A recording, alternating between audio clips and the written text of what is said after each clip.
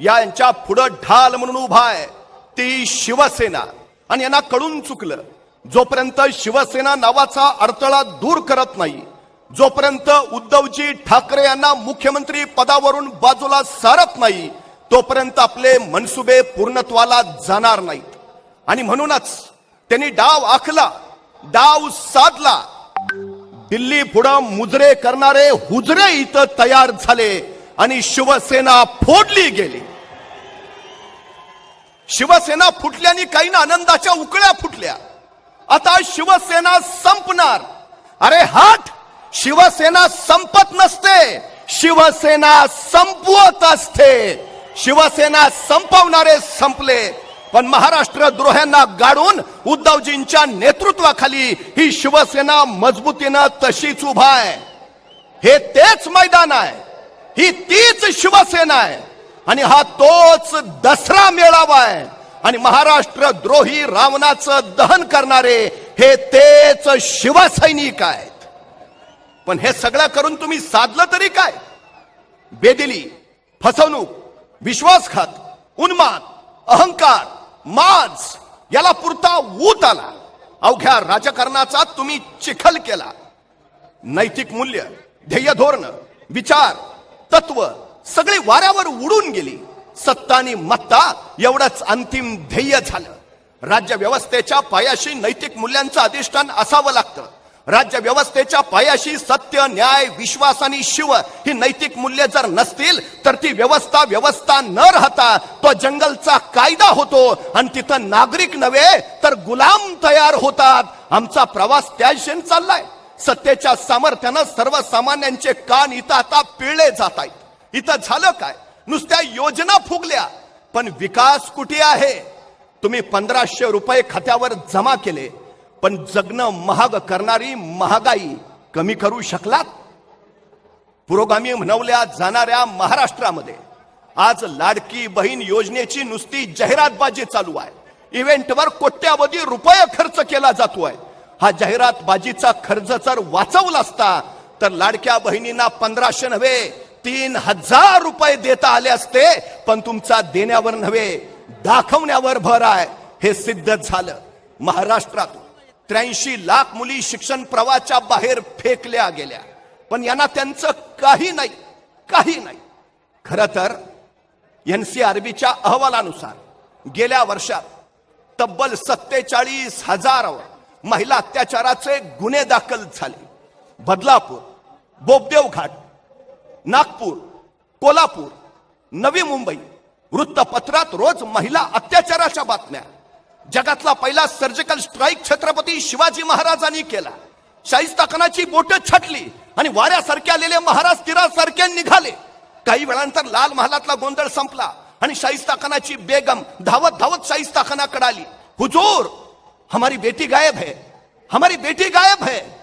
आणि त्यावेळी शाहिस्ताखान तिला म्हणाला, शिवाजी राजांची माणसं आपल्या पोरीला पळवणार नाहीतच, पण जर चुकून तसं काही घडलं असेल तर बेफिक्र रहा, शिवाजी राजे पोटच्या लेकीसारखीच तिची काळजी घेतील. हे महाराष्ट्राचं चारित्र्य आहे. पण सत्ताधारी आमदार आणि मंत्रीच महिलांबद्दल अपशब्द उच्चारत असतील तर या सरकारकडून अपेक्षा तरी काय बाळगायच्या, हा सगळ्यात महत्वाचा प्रश्न आहे. गेल्या काही वर्षात महाराष्ट्रातल्या तब्बल 25,000हून अधिक महिला आणि मुली गायब झाल्या. पण यांना काही सोयर सुतक नाही. किसान सन्मान निधीचे 6,000 तुम्ही दिले खरे, पण महाराष्ट्रातल्या शेतकऱ्यांच्या आत्महत्या कमी झाल्या. 3 महिन्यात 517 शेतकऱ्यांनी आत्महत्या केल्या. रोज 6 ते 7 शेतकरी महाराष्ट्रातले आत्महत्या करतायत. उद्धवजी ठाकरे मुख्यमंत्री होते, त्यांनी पहिल्या मंत्रिमंडळ बैठकीत विनाशर्त 2 लाख रुपयांची कर्जमुक्ती केली. नियमित कर्ज भरणाऱ्याला 50,000 रुपयांचं अनुदान दिलं. पण या सरकारनं अजूनही ते 50,000चं अनुदान दिलेलं नाही. नैसर्गिक आपत्तीची नुकसान भरपाई मिळालेली नाही. 1 रुपयात पीक विम्याचे ढोल वाजवले गेले खरे, पण पीक विमा सुद्धा शेतकऱ्यांपर्यंत पोहोचला नाही. परवा एका शेतकऱ्यानं जिल्हा पोलीस अधीक्षकांकडे अर्ज केला, मला पीक विम्याचे पैसे मिळालेत, ते पैसे घरी न्यायला मला पोलीस संरक्षण हवंय. त्या पोलीस अधीक्षकानं आश्चर्याने विचारलं किती पैसे मिळालेत? आणि तो शेतकरी म्हणाला 27 रुपये. आमच्या शेतकऱ्यांची या सरकारनं अक्षरशः चेष्टा चालवली आहे. ही सगळ्यात आणि सगळ्यात मोठी वस्तुस्थिती आहे. इथल्या तरुणांचं काय आहे आज परिस्थिती? काय आहे इथली?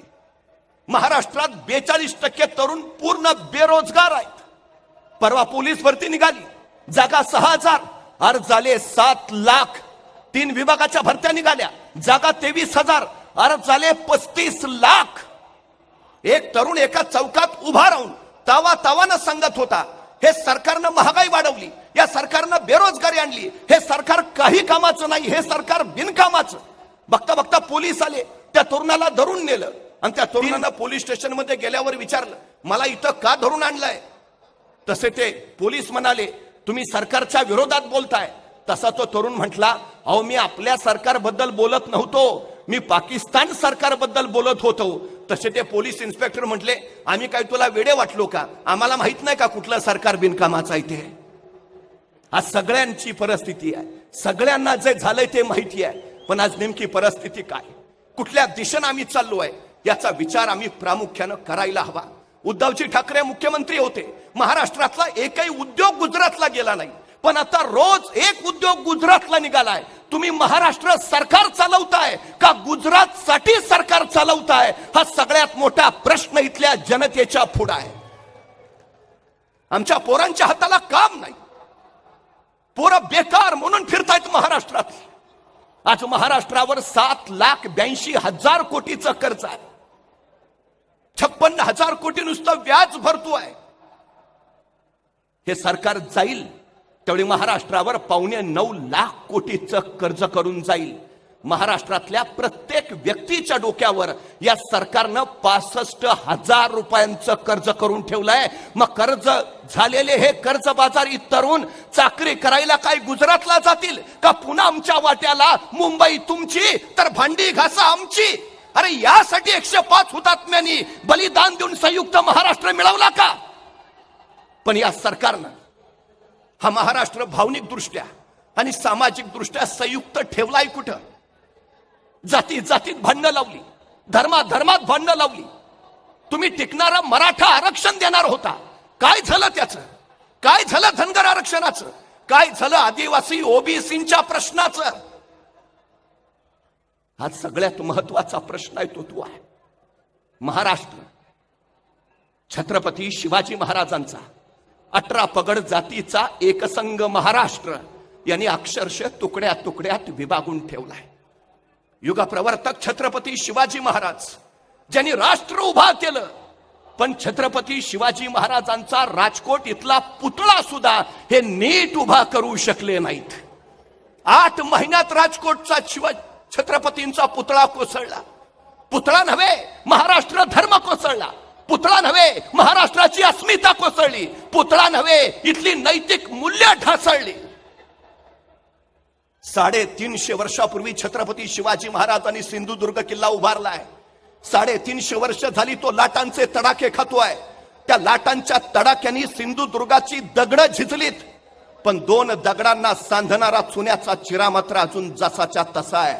दगड झिजत 2-2 इंचात गेलीत, चुन्याचा चिरा मात्र जसाच्या तसा. मी निष्ठा त्या चुन्याच्या चिऱ्याला मानतो. दगड झिजतील पण निष्ठा नाही. त्या निष्ठेनं आता महाराष्ट्र धर्मासाठी उभा राहायचा आहे. खरं तर स्वराज्याची मशाल विझवण्याचे प्रयत्न वारंवार झाले. कनेगराडच्या पायथ्याला असणाऱ्या रामजी पांगेरेला बातमी मिळाली, 10,000 फौजीनिशी दिलेर खान सुसाट येतोय. रामजी पांगेराकडे फौज फक्त 1,000. तो पळून नाही गेला.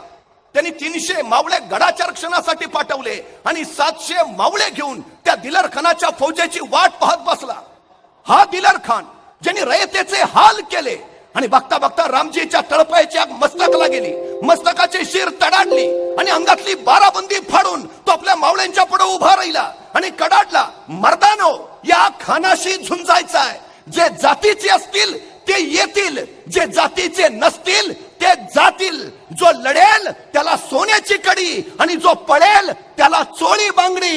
आणि हर हर महादेवचा जयघोष झाला. त्या 10,000 फौजेवर 700 मराठा तुटून पडला. शिमग्यात हलकी कडाडावी अशा मराठ्यांच्या तलवारी कडाडल्या. टिपरी घुमावी असे मराठे घुमले. तो आवेश आणि तो जोश 700 मराठ्यांपुढे ते 10,000 मोगल हतबल झाले, झुकले, नमले, पाठीला पाय लावून पळत सुटले.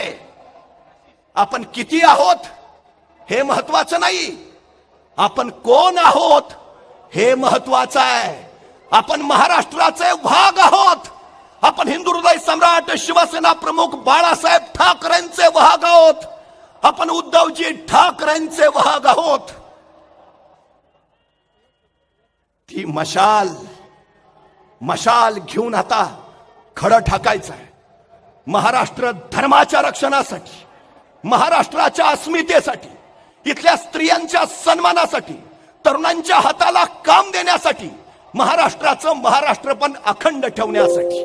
ती मशाल जी छत्रपती शिवाजी महाराजांनी स्वराज्याचा अग्निहोत्र पेटवण्यासाठी हाती घेतली, ती मशाल जिनं आई जगदंबे पुढं महाराष्ट्र धर्माचं साकडं घातलं, ती मशाल जिथल्या मायमाऊलीच्या पावित्र्याचा अग्नी घेऊन धगधगती आहे. आता पुन्हा ती मशाल घेऊन उभा राहायचं आहे. घोडा मैदान जवळ आहे. चला उभे राहूया. उद्धवजी ठाकरेंच्या नेतृत्वात महाराष्ट्राच्या विधान भवनावर पुन्हा भगवा फडकूया. बोला छत्रपती शिवाजी महाराज की. जिथे संपदेला असे थोर मान, जणू वैभवाचे सजे शिल्प छान. सुवर्णाची या ग्राहका नम्र राहे, असे सर्व भूमंडळी एक आहे. गणेश रामचंद्र आपटे, मंगळवार पेठ आणि लकी चौक. आणि आता नव्या अलंकारांसह नवे दालन, रामकुटी 7 रस्ता सोलापूर. गणेश रामचंद्र आपटे.